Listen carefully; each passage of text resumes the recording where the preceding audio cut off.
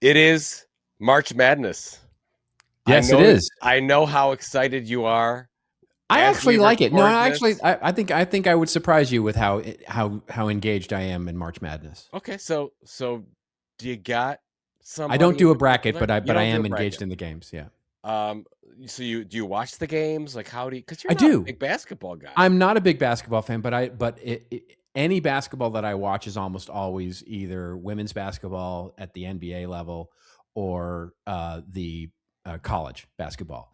I can just follow the game. I can't follow NBA men's games. I can't. To me, it's just all they're doing is traveling. I mean, they all travel. I mean, that's what it is now. It's just traveling. Like they just Get off carry the my ball. lawn. Yeah, Get they off just my carry the lawn. ball for 4 or 5 steps and then dunk Jeez. it or shoot a 3-pointer from the There midcourt. is some So artistry in pro basketball. I it's think that it's beautiful. not It's all if you like traveling. dancing, yeah. If you like Oh dancing, and my it's god! very I beautifully swear, choreographed. you know how old you sound right now? You No, I sound sound so no. old. I sound like a game that has No. basically jumped the shark. But I can watch college basketball and I can watch women's NBA and watch the plays develop and watch them try and strategize. And I really like it. I really Okay, like so college basketball. here's the really why. So, anyways, I usually do like 10 brackets, but Oh my gosh. I did one this year, which is fun with our friend group, but I've done no brackets this year Okay. because I honestly don't want to spend the additional time to root You for know, you can do anybody it in on particular. Polymarket now. You can do your I brackets on Polymarket. Speaking of that, here's what I wanted to bring up that I want to get your Okay. take on. Yeah. This is the long play here. I wanted to know how much money is being spent this year on March Madness, and the figure that I'm looking at, and this is according to Gemini, is $3.3 billion, a 64% increase in Yeah. just 3 years. Yep. Yep. I mean, That's your expert. That's your yep. expert opinion on that. Yep. Yep. Yep. Yep. Well, that's the state of the world that we're in right now, which is just, yeah, it's awful. It's absolutely awful. I mean, What have we done? We we, have yeah, become Biff's casino totally. I mean, that's literally what we have from become is Back Biff's to the Future too. right. That's what we are. And we're looking around for the 1950s, or the 1980s playbook, right? Somebody's going to go back to the future and get the results and put it into Polymarket. So here's my prediction now. This is going to be our most depressing show ever. No. No, no. I'm just kidding. Yeah. I know we're going to have there's some light at the Oh end no, of we've the got some tunnel here. fun stuff planned for this show. All right. Yeah. Let's do it. Yeah, good.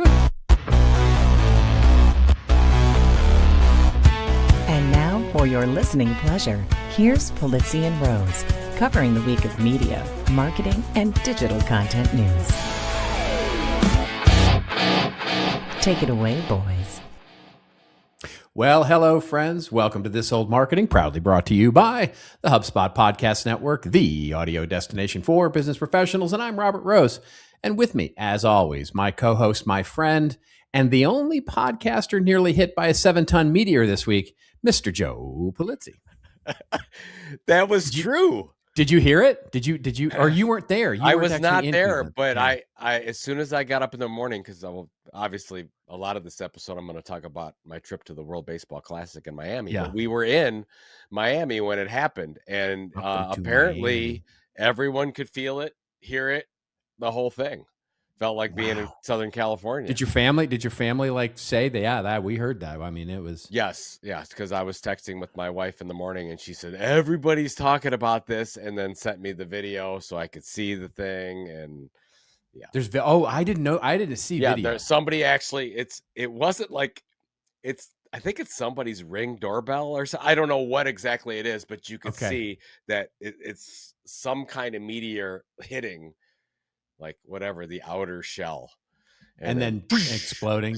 I don't know if anything actually landed, but the sonic boom. No. Today I saw there's a map that NASA put out that's sort of an aerial view of that area, just south of Cleveland. Okay. That basically got hit, quote unquote, and they sort of highlight and it's color coded from like light yellow to dark red, where you should hunt if you're looking for meteorite fragments, they basically said, here's where you should look, Oh basically in man, this area. And they this is and the color gradation is basically size, from everything from like 10 grams to like less than half a gram in size that you might find. That's so cool. it was a crazy 24 hours in that area because this was so if you go back to Monday morning, I woke up Monday and we were going first flight out. We were going to go, my son and I going to Miami to watch World Yeah. Baseball Classic, and it's like 62 degrees. Yeah. Lovely morning. Absolutely. We go there, and by the end of that day, we were at the airport for almost 12 hours trying to get a plane out because of the storms that were going through. Oh my gosh. All the flights going to Florida were canceled. We had to drop the flight. We had a 9 o'clock flight going to Fort Lauderdale. United canceled all their flights. Then I had to go on. Frontier was the only one. I love Frontier because they don't cancel flights. They're like, we don't care. Yeah. Like, we'll take you. We'll take you. So we go on Frontier, but we had to go on a Fort Myers, and that one was supposed to take off at 1. It actually took off at 6:30. Oh And my from 6, God. so here's the weather change. We got there at whatever 8 o'clock in the morning, 60 degrees. By Yeah. the time we left at 6:30 p.m. that night to go to Fort Myers, we had to go de-ice because it was snowing sideways Oh and it my was God. 28 degrees. And the next morning, a meteorite is going to fall on Cleveland. So that's why we're I a think I little might rough. have given up. I think I mean, We're a little rough around the edges. I can imagine 9 hours into that. I think I would have been like, yeah, the World Well, Baseball Classic can wait. what was I think unfortunate, we were going to go down. So I think you know the story because I've been telling everybody, but sure. this was instead of going to spring break, last few years, my son and I, we've gone out to Scottsdale, Phoenix Spring area. training. Yeah. Yeah. Spring training. I'm sorry, Yeah. spring training, and to go see the Guardians play. And we Yeah. said, well, this year World Baseball Classic's going on, so let's go do that. So we had tickets for the Italy Venezuela game Monday night, and we Okay. missed it. And we were devastated. Obviously, I have family that was rooting for Italy. We were going to go root for Italy, the whole thing. Never made it because we landed. It was probably like the 5th inning, and we landed 2 hours away in Fort Myers by the time we got into town. So it was fine. We went to the finals, and I'll talk a lot about going there. Yeah. But it was just working so hard to get down there. But we did make it to the finals, and I got to tell you, it was probably the greatest live sporting event I've ever been to. Oh, well, From we'll talk about that for sure. You're from an app, gonna, well, from an app. I'm like, actually, I'm gonna rant about Team USA from yeah. that standpoint.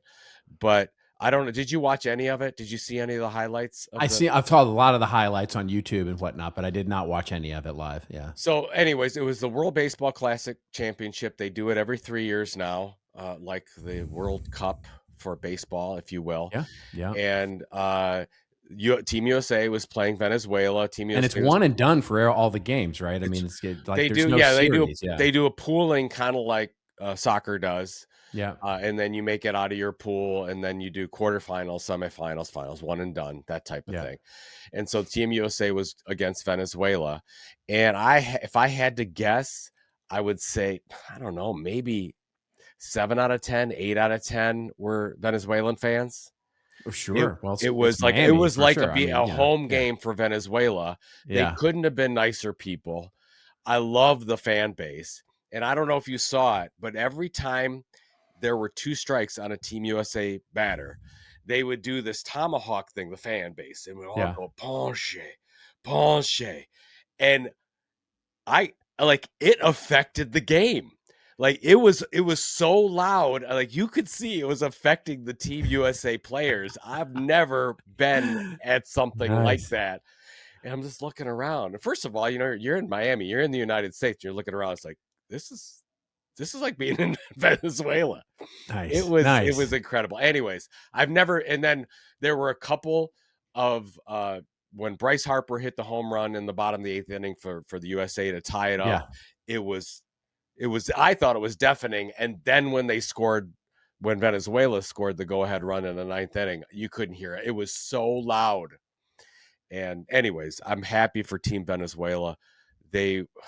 it was beautiful to see the fan base and those players just break down in tears. You could see That's how the much best. it means to them and meant That's to the them. They best. gave everything for it. Yeah. I mean, it was like we're sitting there, and a lot of the USA fans left when the game was over. And we Sure. stayed for the entire thing and into the ceremony and just, took it. And I'm glad we did, because it was just a tremendous experience to see that happen. Congratulations to them. I'll talk a little bit more about it Nice. later, but it was a trip. Nice. And while I was doing that, you were probably making money. You're probably making coin. I'm work. Scotch. Yep, that's all it was for me. Yeah, so it was all good. Not complaining one little bit. But we do have a good show. There's been a lot going on. There's certainly a lot going on that we're not talking about. But in the world of marketing and media and all that kind of stuff, we are going to talk about stuff. We're going to talk first about the world of alternatively influential people, that coming from the Wall Street Journal. So we'll talk a little bit about what that's going on. Then AI can fry your brain even when it's helping you, says a new research study. We'll talk about that. Then Substack has launched a new recording studio. So Substack getting into the podcasting game, and in a big way.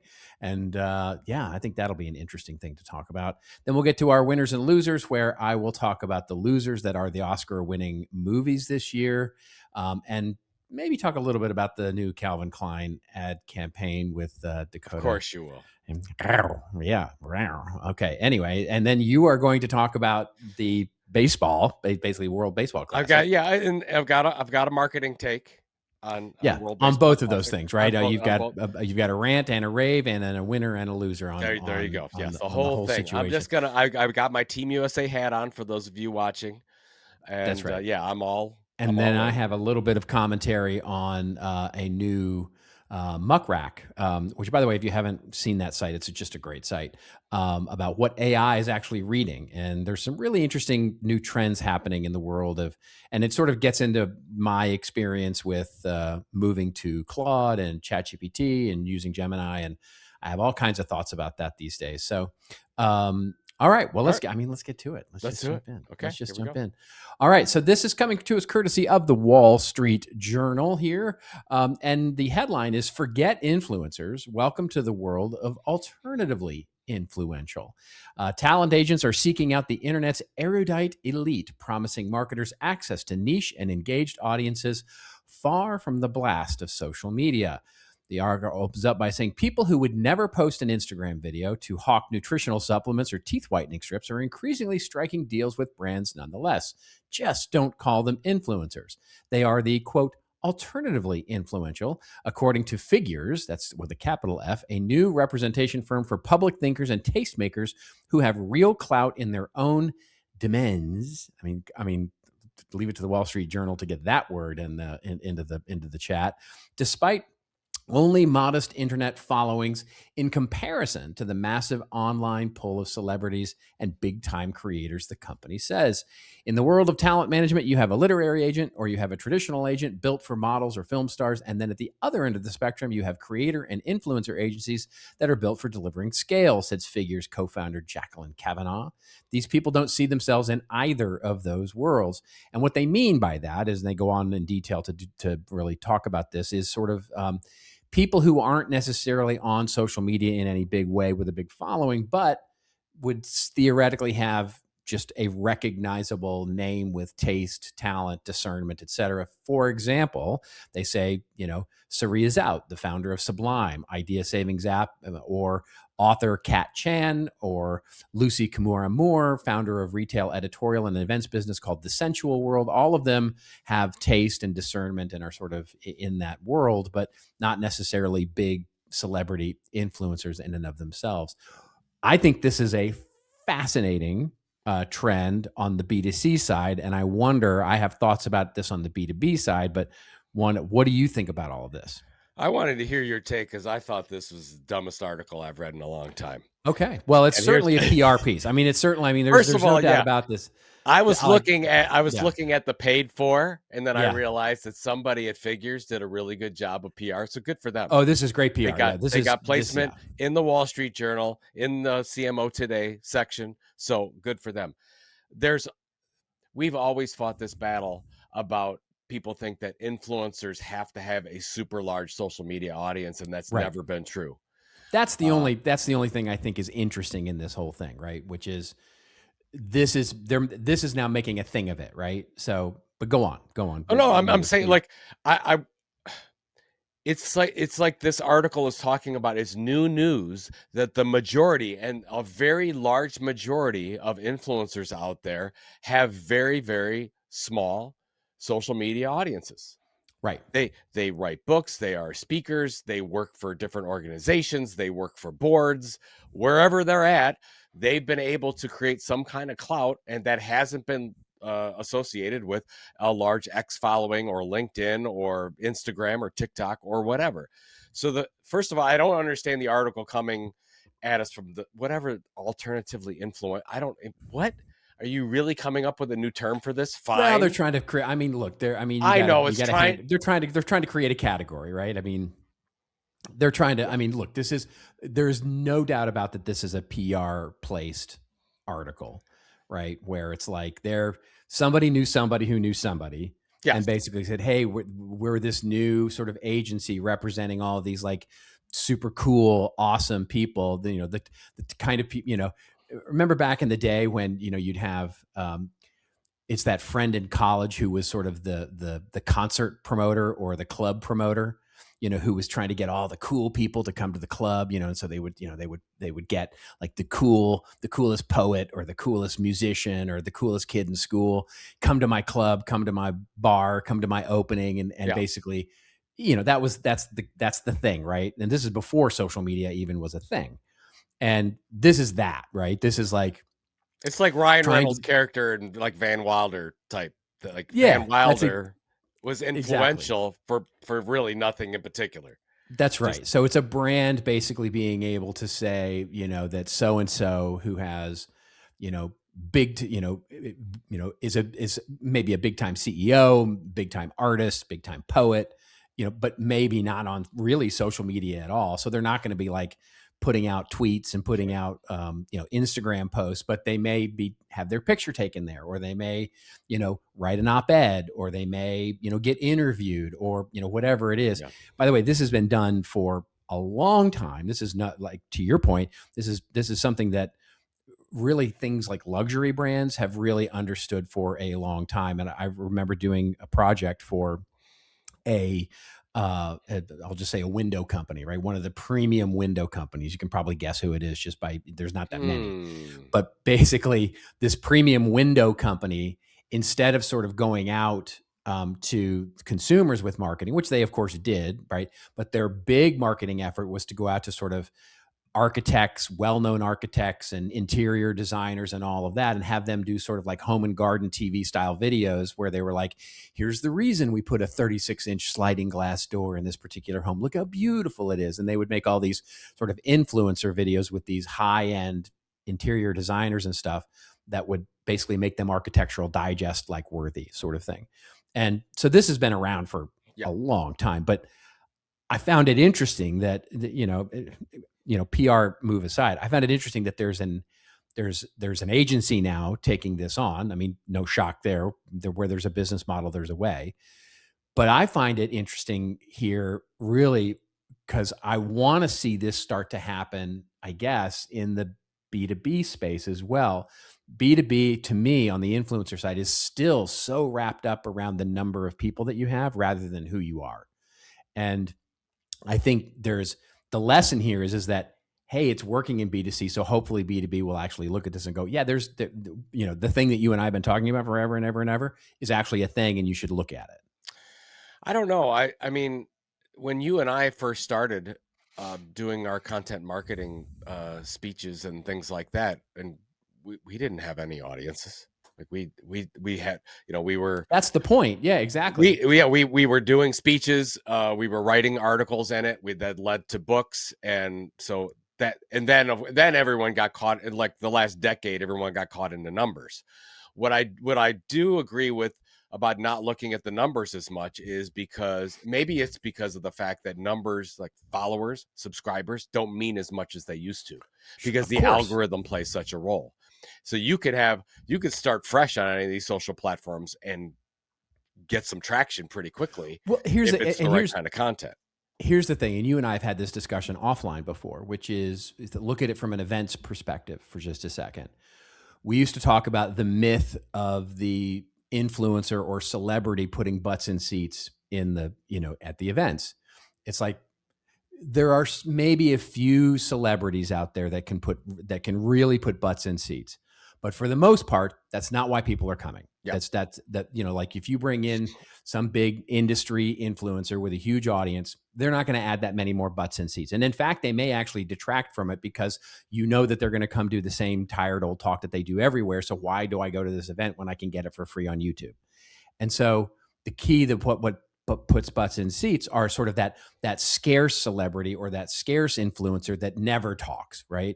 So there's almost a weird, not corollary sort of, to living your life in public to influencer sort of, scarcity of opinion. You get somebody that never comes out and talks in public, but is the head of product at Apple or something. You know what I mean? Now all of a sudden, I think it was the year that we had at Content Marketing World. I think it was the guy from Pixar, right? Who was great, but nobody had ever heard of him, right? Mm-hmm. And it was that kind of thing that was really that really made that idea, rather than sort of having someone who's like a huge influencer and a huge celebrity that maybe people don't care that much about. No, it's a great point about that, because we had discussions, like even at the first year when we had Kevin Smith. Like, I don't think we ever said, "Oh, Kevin Smith's going to put more butts in seats."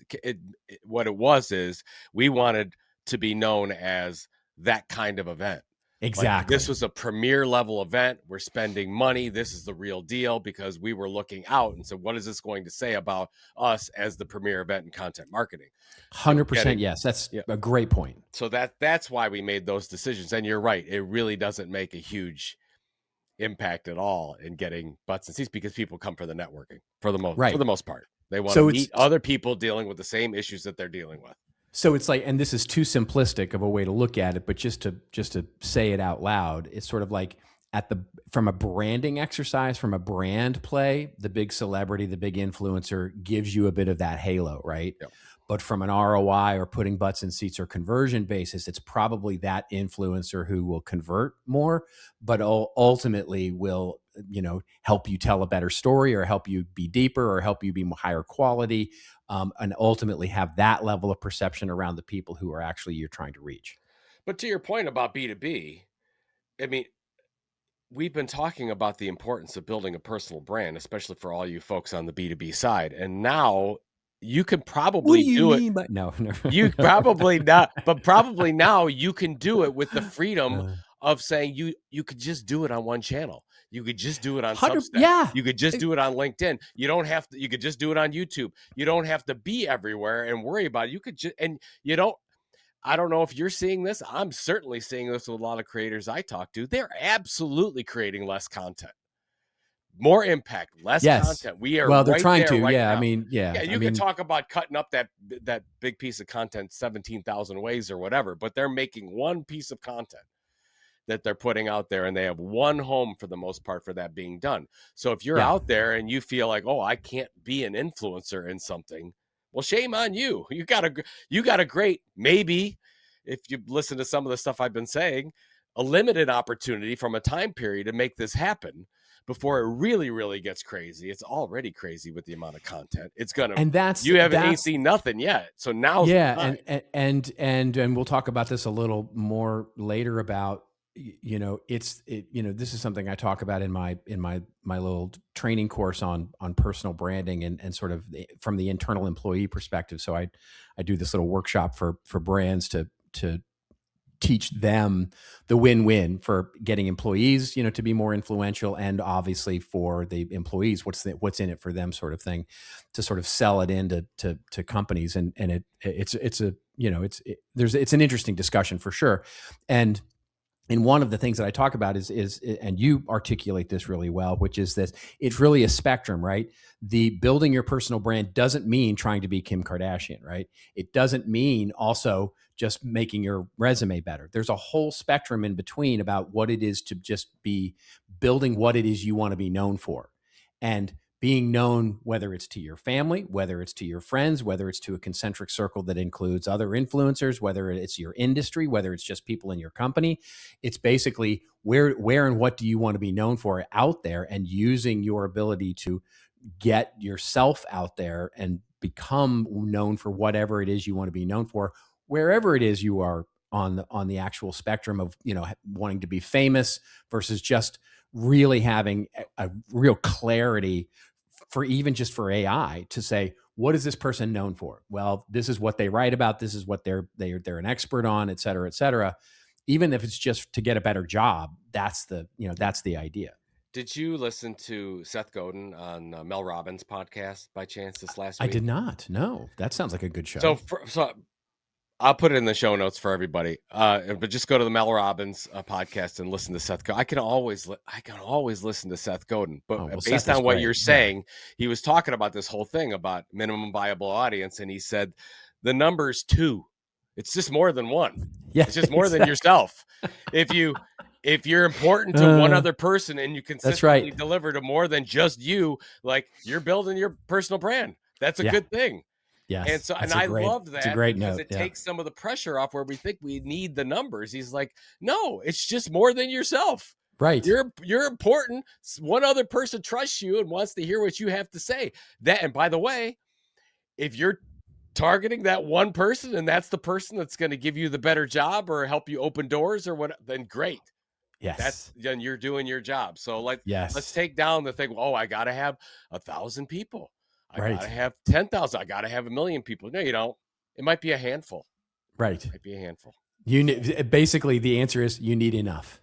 It just whatever enough is. Enough is. Yeah. You just need enough. That's your minimum viable audience. It's just enough to make. I love that. Make it work. Yeah. That's fantastic. That's good. All right. Hey, let's see. Where are we on time here? Oh, let's pay some bills here. Let's pay some bills. Oh, yeah. I'm really gonna be sad because I think this is my favorite one too. I think it has become my favorite as well. We certainly have gotten more fan mail on this particular ad than we've gotten on any other. So is this because we have more country music fans? And it's probably, I hope so, because I'm a huge fan. It talks to your base. It talks to your base more than anyone. My stump speech. Your base is a man between 45 and 90 years old. That's it. That's your persona that you target. And this is it. Here you go.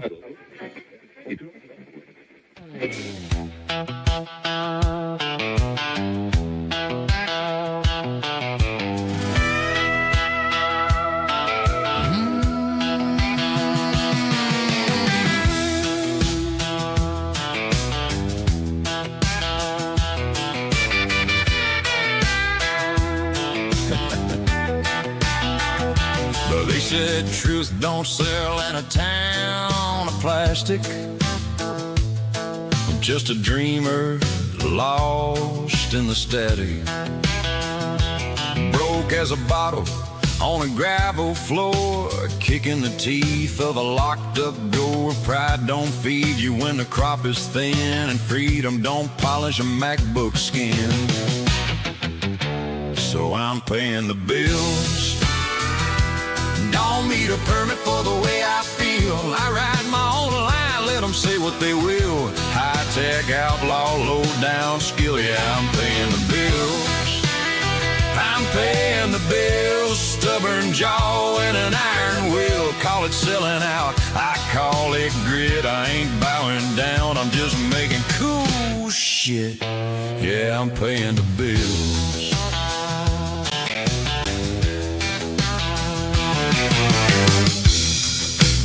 Sometimes getting schooled in content is just what you need, and HubSpot makes impossible growth impossibly easy for their customers. Here's the perfect example. Morehouse College needed to reach new students with fresh, engaging content. But with a massive 900-page website, even the tiniest updates took 30 minutes to publish. Breeze, HubSpot's collection of AI tools, help them write and optimize their content in a fraction of the time. The results? 30% more page views, and visitors now spend 27% more time on their site. Ready for impossible growth like this? Visit HubSpot.com today.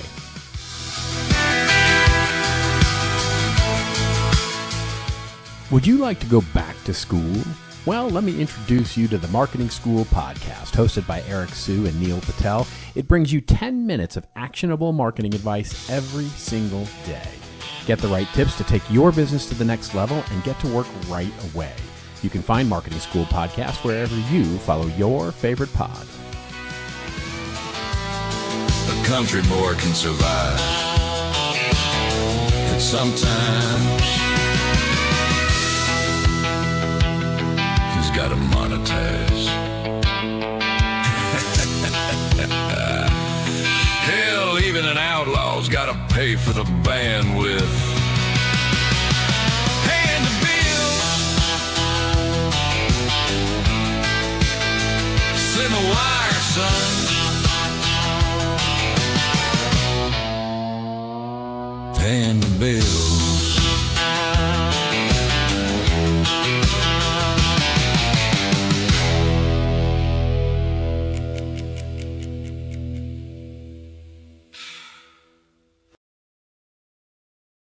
Most real most real part about that is when you have me playing the guitar and you have your arms crossed looking at me, judging me. Yeah. And I'm like, yes, that's I think the my last favorite 13 is when years. I like when you take the hit of whiskey and then smoke comes out of you. Oh my God, that's the best. I want that. Yeah. Like I want that kind of feeling, like in my whiskey. Smoke. I'm going to tell you this was the first one, because this is my favorite genre of music and because I've been working on it so hard with Lila. With this one, I did it a little differently. Normally what I do is I sort of play around with prompts in Suno and do all of that. But this time I really wanted a very specific melody on the guitar, sort of as the lead line. So that bump, you know, that sort of lead line that's throughout the whole song. I played that and had Suno cover that. So nice. I'm just particularly proud of the fact that I wrote the melody for that little bit, because I just love that guitar lick. I mean, we talk about the rise of AI content, but I mean, you have the musical background. I mean, you have the chops already, and then you're taking the tools and you're creating something new from it. So, I mean, It does feel like art to me. I mean, even though it's AI, it does feel, I mean, you created something that makes people feel good. It creates enjoyment and entertainment, gets people thinking. I mean, it's doing all the things content needs to do. And yes, it was created with the help from synthetic content. Yeah. It's hard not to like. I know. Not to like. I know. But I get it. Yeah, no, I understand the people's frustration with it, but you know, it's, at the same time, like I said, I've got folders full of notes to Rick Beato, right? Who I adore. I think his work is fantastic. Love his channel. Subscribe to his channel. Watch just about every video he comes out with. He interviews some of the most talented musicians in the world, and he breaks down songs and all this kind of stuff. And he hates AI. But his argument is so thin for it. It's like, the reason he hates it is because it's like, well, I spent 47 years playing guitar and nobody should be able to cheat that. And it's like, well, but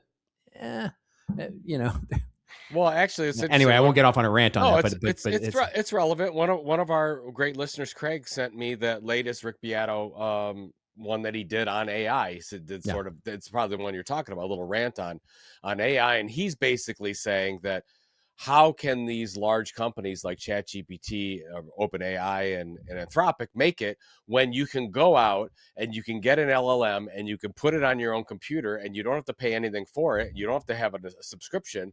And then we were going back and forth a little bit. And I said, because most people won't do it. Most people are not going to go out, get an LLM, download it, keep it on a secure computer, do the whole thing. They're going to spend the $20 or $200 or whatever a month. That's right. and it's just I just don't see them going the way of AOL and CompuServe. I don't Well, I see it. mean, But it's an interesting take. I don't know. the future of this is I will almost guarantee you that the future of this, because there are competitors beginning to emerge to Suno. And I've been keeping up with it there's a great Reddit subreddit that for Suno that sort of where the community really keeps track of like alternatives to Suno that are coming out.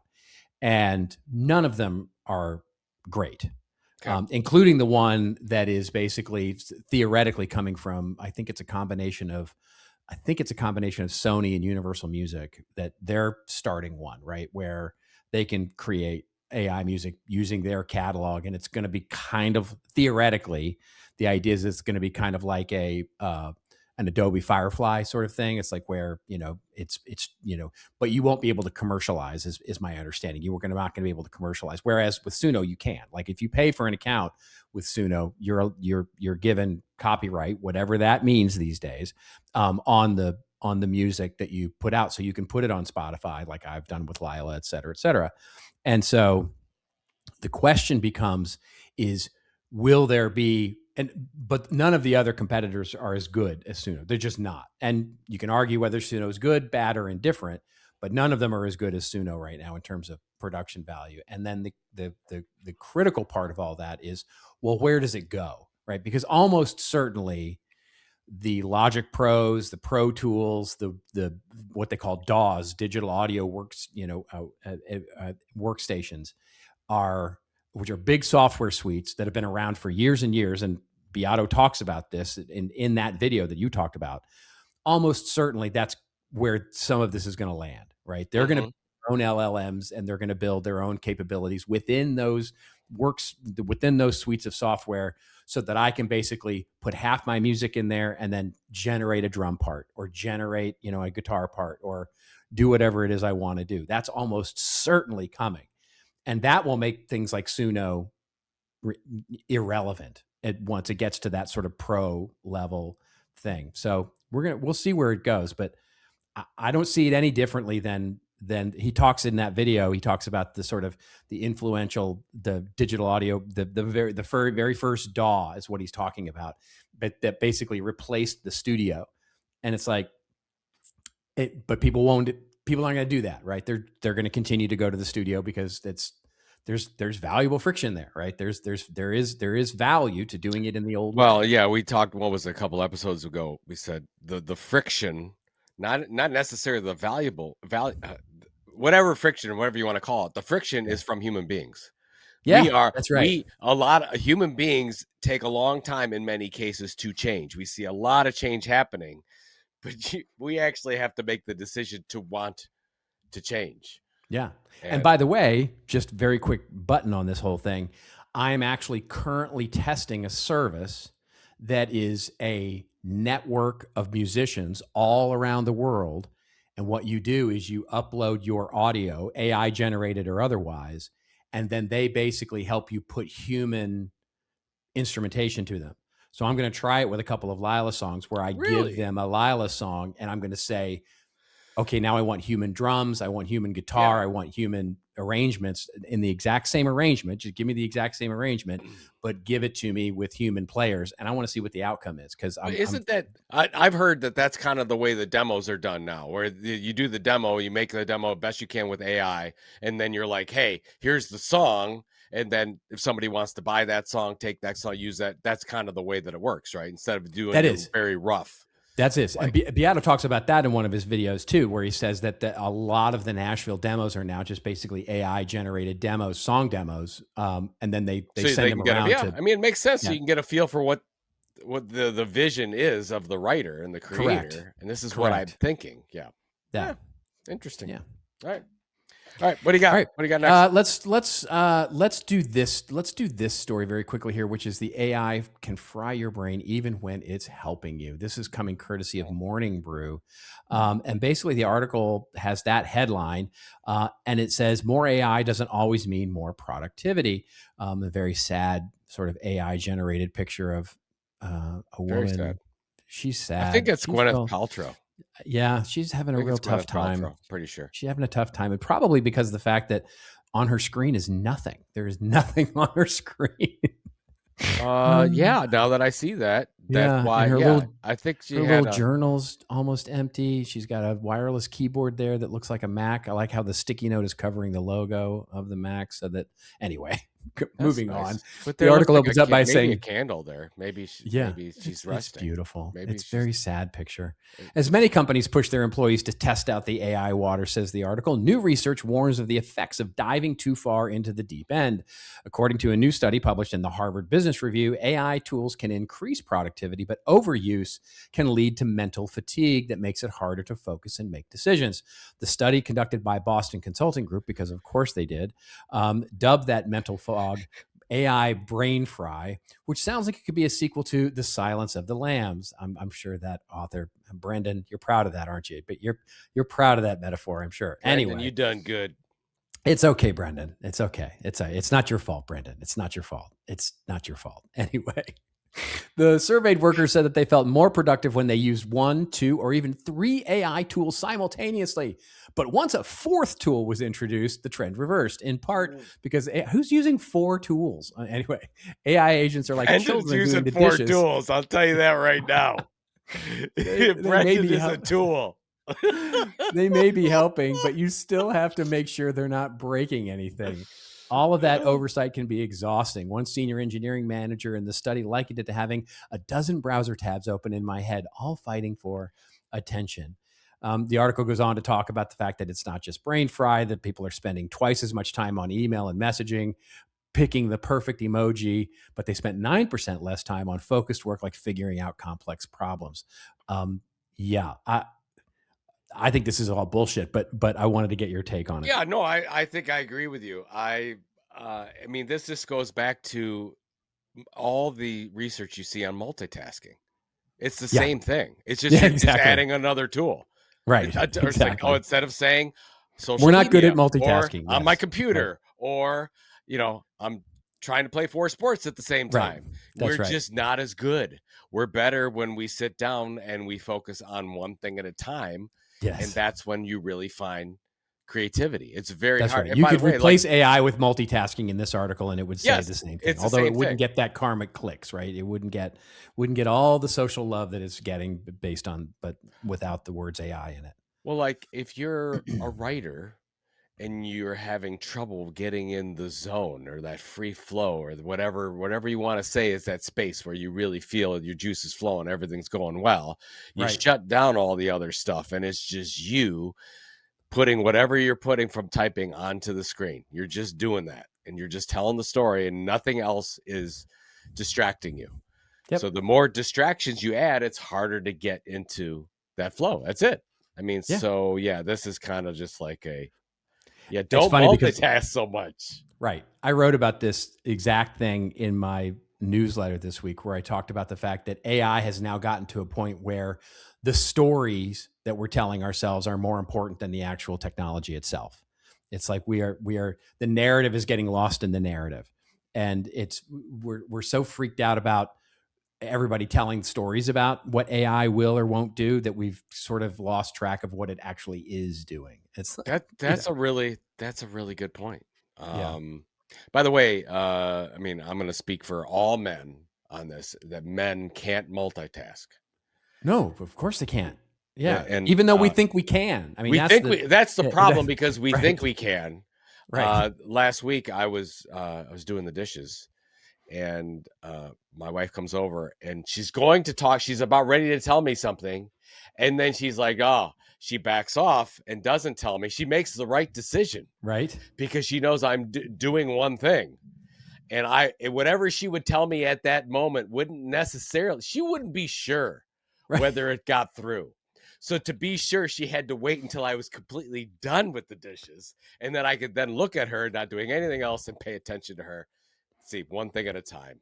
That's focus. Yeah. Daniel. No. Focus, I think Danielson. Yeah. I think I know the answer to this already, but have you read any Thich Nhat Hanh? No. Is a Thai Buddhist philosopher. So he's written a bunch of books. He basically says it's mindfulness. His whole thing is mindfulness, right? And he uses the example. He said, when you're doing the dishes, you should be doing the dishes. Like you should literally that's all you should be thinking about is doing the dishes and doing the best dishes you can possibly do. That's great. By the way, that's Bill Gates' advice. That's Bill Gates' happy place. When he wants to go and just not be Bill Gates, he does the dishes. Is that right? Yes. They're doing the dishes is his thing? He does the dishes. Yeah. Oh, that's fascinating. Isn't that something? Or he eats a hamburger, doesn't he? He's like a big hamburger fan, right? I don't know if he's a hamburger fan. Oh, no, All he I is. know, he is. I mean, but I know when he stated that like a question because that's the way you do things in improv, right? You think it's a question, right? And you're supposed to go, yes, of course he is, Robert. But instead you ruin the improv by saying, I don't know. Well, no, I did see a documentary. I know the answer to that question before I asked it. I did see a documentary of Bill Gates, and whenever he's working on a very large project, he takes all these books. It's like 20 huge books that he goes out to some cottage that doesn't have electricity or whatever. That's and he goes and he spends a week or two just reading and writing in a journal and coming up with the next big thing for Bill Gates. That's interesting. That's really interesting. These are, by the way, you can get, this is more useless information that you can get than for most other podcasts. You are there is only one podcast in the world where you are going to get Thai Buddhism philosophy compared to Bill Gates eating hamburgers and doing the dishes. There's no other podcast in the world. You can't find that anywhere else. AI would never come up with this stuff. That is right. Because it would make no sense. It would be complete gibberish. That's but right. For us, it is complete. Sense. Well, let's be clear. It is complete gibberish, but it's our gibberish. It's that if we wrote another book together, it would be called Complete Gibberish. That's okay. Before this comes live, I'm going to see if that .com is a label. Okay. Yeah. Well, you better. Fantastic. And then that's our next book together. We're going to do a book called Complete Gibberish. Bill Gates. Love that. I love that so much. You don't even understand how much I love that. Complete Gibberish. And the tagline is punch the monkey and Bill Gates does the dishes. That's it. Oh my God. I'm crying. It's immediately a bestseller for two people. That is so good. Okay. Let's move along. Let's move along here. Our last story that we're going to cover here before we get to winners. Okay. Yeah, we do have one more, which is really interesting. This is Substack. You sent me this story, which is fascinating because I'm on Substack. I don't think you are yet. I'm dabbling. But it's a blog, I guess, on Substack, which is written by Substack and sort of meta in that way. Introducing the Substack Recording Studio, it says. Today, we are launching the Substack Recording Studio, a built-in studio that makes it easier than ever to pre-record and publish a show on Substack. Substack Studio, currently available on desktop only, lets you record a solo video or conversation with up to 2 guests and publish it when you're ready with auto-generated clips and thumbnails included. Until now, creating video on Substack meant going live or stitching together a separate stack of tools, a recording platform, a way to create and distribute clips, and something to design a thumbnail. The studio brings all of those tools into one place, and as with live video, anything you share is automatically distributed through the Substack network, on the mobile app, on the web, and on the big screen with Substack TV. And then it goes on to sort of talk about the features. I have not downloaded and tried this yet, but I will tell you I absolutely am going to do this. I mean, it is, I think this is cool. I don't know what you think about it, but I think this is, I don't know if it's any good because I haven't tried it yet, but man, is this a smart move. Well, I mean, I shared it with you because I was always a naysayer against Substack for years. I'm like, no, I don't like it. I feel like it's building on rented land. And they did switch some of their policy where you can actually download and take back some of the subscriber names. Not some, all you have anytime you can export them anytime you want. Yep. So, and I just think what they're doing is impressive. And some of this tech, they're just making it very easy for creators for almost, I mean, this is if you want it to be, it's a free thing. Like you can do this for free. You know how much we spend on our email and I spend a ton on my email, and I spend a ton on using StreamYard and all the other things that we use. And you can go to Substack and get it all for that's right, for nothing. So, and I don't even Yeah. use it. Yeah. So you have to check this out and let me know. I'm definitely going like, to check this out. technically, if this is a good thing. I want to look at the tool and see how good it is. Currently for that kind of thing, I'm using a combination of Ecamm, which I've been using for years, and then I use, of course, Final Cut Pro to do editing. But we'll see what happens. And of course, we use StreamYard here for this thing, and this theoretically sort of enables all of that, right? I mean, I don't know that it's probably going to do some of the stuff that Final Cut does, but I don't think it's meant to in so many ways, because it's meant to be sort of a podcast editor tool, very much like what StreamYard. So it's meant more to replace like your StreamYards, your Riversides, those sorts of things, than it is sort of to replace like a Final Cut Pro. But if you can go live with it and do all those kinds of things with it, man, is this smart on their part? Oh yeah, I mean, look at they've got the TV app that they just came out with. If you look at a whole category, like you just take email marketing solutions, and then you get their Substack's got a product. Well, you look at and then all you say, of video podcast video delivery services. Yeah, and then I mean, you Substack's look at got a all thing. of the we need to remember who this is built for, right? It's because what Substack is really trying to do, very quietly, I think, is become sort of what the platform for independent creators, right? So, and especially if you look at all of the ex New York Times, ex Washington Post, CNN, all of those news and journalism sort of focused content creators who are moving to create their own Substacks and pay, in many cases, paid versions of them. And, many of our newsletters, many of my newsletter subscriptions they're almost all Substack, paid and otherwise. And the interesting thing is that if they become sort of a multi-platform thing where they can, we talked about this, I don't know, 7 years ago, pre-COVID for sure. We talked about this idea that we could see a situation where the challenge with, a Fareed Zakaria and, somebody else from CNN and somebody else from NBC, New York Times, sort of going out on their own, is they don't have the sort of umbrella sort of brand to elevate them and market them, right? Yep. And like every good independent content creator, they all pretty much suck at marketing, and so they're just letting the work be the work. And with a broader umbrella, they can do things like join together and cross-pollinate audiences, as well as market each other, as well as take advantage of the synergies there. And Substack will allow them to do that. And so you could see very much a situation where, based on one platform in a Substack, you can create sort of a meta brand, if you will, of, like a Bulwark sort of network, right? Where you've got sort of a network of individual people, but it's underneath a brand like Bulwark or something like that, where it's monetized and they do the marketing and all of that. So there's just really interesting things happening there. Take away those infrastructure needs that the big media companies provide that you don't need anymore. Then you just focus on the individual. And that's how I've been talking about, like especially with AI citations, everything seems to be going toward the individual creator working for a brand. It could be a creator inside, could be a marketer, could be an outside creator, whatever, but it seems to be that individual, and Substack's winning. They're winning. Hashtag winning. Yeah. Speaking of hashtag winning, let's talk about one other thing I wanted to what is her name? The historian that is becoming so popular. I just saw a video on this, and I'm just blanking on her name. I'm having a senior moment. I don't know, but this is good. This is good radio, right? Yeah, I know. She's. I'll look it up here in just a second when you do your thing. But basically, she is now her individual. She does a newsletter, and she does a sort of daily TikTok, YouTube video across all the channels, basically explaining what happened during the week or during the day, right? And it's the news. And she has now become bigger than CNN. Her subscriber base is bigger than CNN's audience.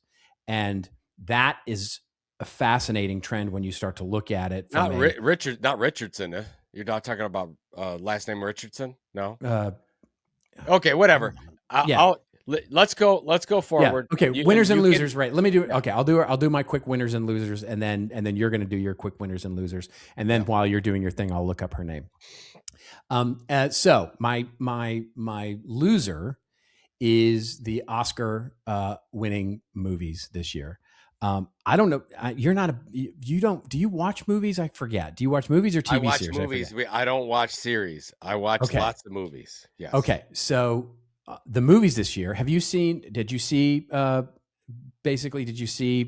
all the Oscar winners? I saw the One Battle After Another, and One Battle After Another, and Sinners. Did you see Sinners? Yesterday. I watched Sinners yesterday. Yeah. I thought they were both awful. I mean, I thought they were both, they were the talk of the town, and I thought they were both like just train wrecks. I thought they were for different reasons. Like One Battle After the Other, I was like, it lost me in the first scene. I mean, literally, it's like, this is what this movie's going to be about. Oh, okay. And it's like you talk about a movie that could have been an email, right? I mean, it's literally the first 15 minutes and the last 10 minutes of that movie was like, could be a short film. It just was like, what am I watching? There was some unnecessary parts in just One stupid. Battle After Another. Like I just did. And then Sinners, it was so much acting. I'm acting here. Can you watch me act some more? I'm acting, and the twin thing just totally it wore on me. It's like, you could see them doing the little stagecraft, passing cigarettes to each other and all that kind of stuff. And it's like, yes, the special effects are really interesting and fun. So stop calling attention to it. It's like, so that's distracted me. And then it was just like, get to it already. Like, good Lord, how much buildup do we need for, what you're actually going to be talking about here? And then I watched Begonia, which I thought was interesting. It was weird in a good way, very weird, very bleak movie, but very weird in a sort of good way. I have not seen Hamnet yet, but my point is that, man, I just don't, I hate to be old man yelling at clouds, but they don't make them like they used to. I mean, this was not a good year for high quality movies that were the sort of, I haven't seen the Chalamet movie yet, that got sort of snubbed at the Oscars. I want to see the Chalamet movie, but yeah, I mean, you want like what, My Left Foot again? Like, what are we going for? Yes. I don't think that's too much to ask. I want My Left Foot, or I want Lincoln. River Runs Through It. I mean, when I think about some of the great films of, the last 30 years, right? Lincoln, fantastic film, oh God. I mean, there's so many great films, Private Ryan, so many, anyway, just great films that are, I just don't see great films coming out of Hollywood right now. Here's my prediction on a great film. Comes out today. Project Hail Mary. Oh, I can't wait. I will be in the theater tomorrow. Well, as this goes on today, watching it. One of my top 5 favorite books of all time, written by Andy Weir, who wrote The Martian. Yeah, and I can't wait for it. I'm actually going to go to the theater for that one. Yeah, looks fun. A big bucket of popcorn and Ryan Gosling for 2 hours. There it is. It's a dream come true. There it is. Let's do it. By the way, very quickly, I have a winner as well, which is, I just have to mention it. It's the new Calvin Klein ad campaign with Dakota Johnson. That's all I need to. That's all I need to say. Is just lovely. Oh, this is it's just a good idea. And here's the reason. I mean, there's the obvious reason for me, but the second obvious reason is because every single person is talking about this, and they are getting so much earned media out of this. It's just a great. Is it running? campaign. Is it running on television channel? Where's it running? I'm sure it's running on TV, but it's I'm seeing it mostly online. So, but I don't watch a lot of TV. So yeah, well, I mean, you're on Pornhub, so I mean, that's.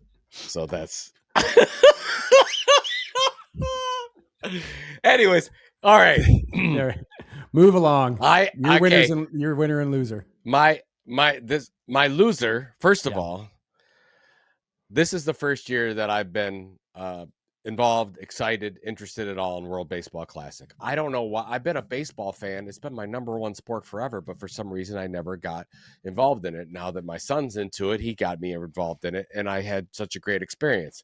If you look at the ratings this year, they were really high. So baseball is doing something right. by having this every 3 years now and getting all the great countries that love baseball involved in one place. They had the 4 groups. They brought it together in Miami for the finals. It worked out fantastic. But I think that they're missing something here. This could be so big. The problem is in timing. They're running this during March, and during March there is they got spring training going on. You got 32 teams trying to figure out who their final teams are going to be. You got all these restrictions that are put on, and there's a lot of people not paying attention right now. You could remove all of that if in every 3 years you figured out how to do it in the middle of the baseball season. Yeah. If you could figure that out, this could be one of the greatest. It could be like the World Cup. It could be huge. It could be the biggest thing in the world if they focused on moving the timing. Now, I know that's easier said than done, but it makes sense. I mean, you and I have been involved in events for a long time, and we've talked about the importance of timing, and timing can make or break an event. Where you put it in the calendar year, what events go around it, where is it? These things are all very, very important to making the event successful. And I'm sure they've talked about it, and I'm sure there's smart people out there talking about it. But I would like to say to Team USA, to World Baseball Classic, please, you are losing out by having it in March every 3 years. Move it to the middle of the year. Break apart Major League Baseball. Figure out a way. Everybody's in midseason form. Nobody has pitch restrictions. Nobody has, I'm not going to get signed for that contract, whatever. You could just focus it on that, and it'd be a huge success. And I want them to do that. Ooh, I wonder if the teams would go for that, though. Mids. I mean, all you need is for somebody to get hurt, and then it would be, you're going to have it's more a little likely, bit like the Pro Bowl, right? I mean, they should really have the Pro Bowl in the middle of the season. But you're going to more likely get them hurt at the beginning of the season when they're like just working out. Like I absolutely that's a fair get point. that. They are in mid-season form. They're in their best shape they're going to be. What about the end of the season? You could do it in October or November. I mean, then you got World Series, and you got all. I mean, you've already got your event in the. Let's. Yeah, that's true. That's true. I guess the point is that I was at perhaps the greatest event I've ever been at, and in my history, and I've been to a lot of different events. And when I talk to my really good friends who love baseball, they were not paying attention. It's not, and I'm like, why? Let's just move it. So yeah. Anyways, right. Well, I'm gonna go on. Yeah, you want me to go on to? We get to our rants and raves section where we go off on a little bit of a rant or a little bit of a rave, and you continue because your rant, I think, is about the same thing, right? Which is so World Baseball Classic marketing loser is because of the timing. Yeah. My rant is on Team USA. And by the way, I was there rooting them on with my son, and I wanted them to win. Yeah. But I'm going to write about this in my newsletter that actually comes out today. And there were a lot of people in the press media that talked about USA doesn't look like they're having fun. They look like they're bored. They look like they're not giving enough. They don't want it as much. And all that is BS, in my opinion. I think the biggest difference is that the U.S. had to manage so many other things that teams like Venezuela didn't. Venezuela had one goal: to win the whole thing, and that was it. Whatever it took, it didn't matter. They had no other things that were in their way that they had to manage in order to get to that goal. If you look at Team USA, there were noted contract issues, people trying to get big contracts. Should I play? Should I not? Pitch restrictions. Am I not in midseason form? You had general managers from almost every Major League Baseball team calling the manager of Team USA saying, play this guy, don't play this guy. No, that should be rested. I'm concerned. We're working out this deal. There was not a unifying. They all wanted to win, but they had to manage all these other difficulties in the middle. It just goes back to basic focus. If there are things that are holding you back that maybe you're aware of and maybe you're not, you're going to have a harder time reaching that perceived goal. or otherwise. Yeah. Perceived or otherwise. And I think that's what happened to Team USA. They had to manage all these other things that are going on around them that some of the other teams didn't have. And great point. I think you could see it on the field. Yeah. You could see it with the fans as well. And then that would be my rant. And I don't know how you fix that. And I think maybe fixing it would be back to move it to the middle of the season. But that's what I would. That's a my great rant. point. That's a great point. It's such a great point. It's, and I mean, it's the same thing that we've seen. It's the reason that the NFL Pro Bowl is what it is now, which is, ostensibly, it's turned into flag football now, but I mean, it's, people forget that the Pro Bowl used to be like a game. It used to actually be like a real game. And then what would happen is that players started getting hurt, and when they get hurt, they would ruin their big contract. And then and then it sort of became sort of like, okay, well, now it's just going to be like, we're just going to scrimmage and have some fun. No, isn't it like flag football now? It is flag football now, but for many years it was basically like, it wasn't even a game. It was just a show, right? It was almost like the NBA All-Star game, which is just a show. And it becomes a dunking contest, right? This becomes sort of a silly contest where they're doing stuff. And now it's a little more serious with flag football, but still just a show. So it's like, you start to wonder why you're having it, right? I think that they have a huge problem. I think it's easier for MLB because they have the home run challenge, which is a thing. Like, that's people watch that, and that's exciting to see that. But that's exactly right. But honestly, people don't get hurt in baseball like they get hurt in football, right? So you have that as well. Yeah. But okay. Fascinating. Okay. Very quickly here, just we'll put this link in the show notes. I just wanted to comment. This is a great article. Big shout out, by the way, to my friend Perry Hedrick, who is a PR professional, who I found this link in his post on LinkedIn. So just a tip of the hat there. This is from Muckrack, which is basically a site for PR teams and that sort of thing. It's a solution. So it's their blog post, but they basically came out with this blog post about what is AI reading. And the fascinating thing to me was the really insight, the aha moment was, we typically are looking at AI answer engine optimization as sort of a monolithic thing right now, right? So in other words, we say, oh, we got to extend our content footprint to Wikipedia and Forbes and all these places because that's where AI is going to learn. LinkedIn was the newest news, right? Everything you got to post on LinkedIn because AI uses LinkedIn for its citations and all that stuff. And we treat it like this monolith thing when they actually found that depending on the model, that it's very, very different. And they found, for example, like ChatGPT, OpenAI, they use things like Forbes and LinkedIn and Wikipedia and those sorts of things, whereas solutions like Claude tend to look at Harvard Business Review, technical journals, and a lot of those kinds of things. And then, and Google Gemini is Google Index. And so they're all reading different things, and this research sort of goes through some of the specifics around that. And I think it's just a really interesting thing to keep in our heads. So this is I guess a rave for this article, but more commentary on anything else, which is to say, when you're thinking about how you're using AI, think about how your audience is now using, which AI they're using. And I've seen more posts in the last, week or so that are basically saying, hey, it's turning into sort of a Mac PC thing, right? Where those who use ChatGPT versus those who use Claude versus those who use Google Gemini, your choice of tools says something about you, which is interesting from a brand perspective. But it's also interesting to us as marketers trying to understand our audiences. And it's like, well, what do we think our audiences are going to mostly be using here?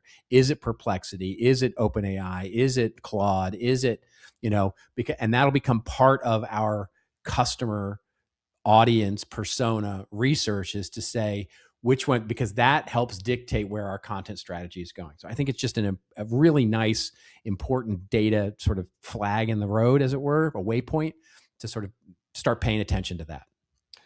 The more things change, the more they stay the same. This press release citations thing, we were using that in 2007, 2008 to say, if you do something, you got a really good blog, you got to research, you make sure you get it out on press release, send it out. Press release, backlinks, It says press release citations have increased 5x since July. Yeah, I'm back to recommending. Yeah, I am back to recommending to my clients that they do press releases again, like just for no other reason than just to get it out there. Yeah.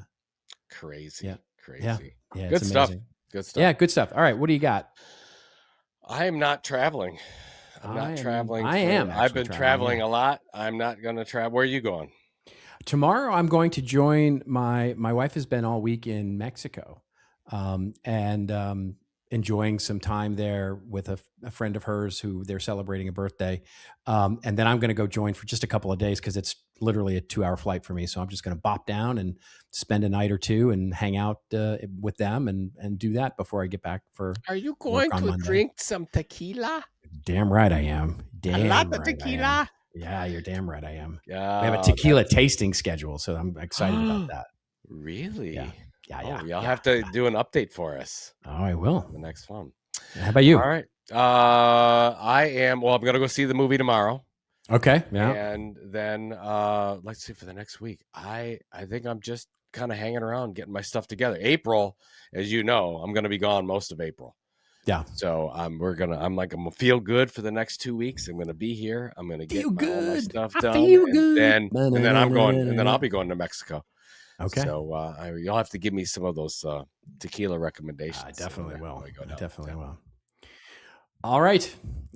Thanks everybody for hanging out. We appreciate you so very much. And we will see you again next week with a regular show.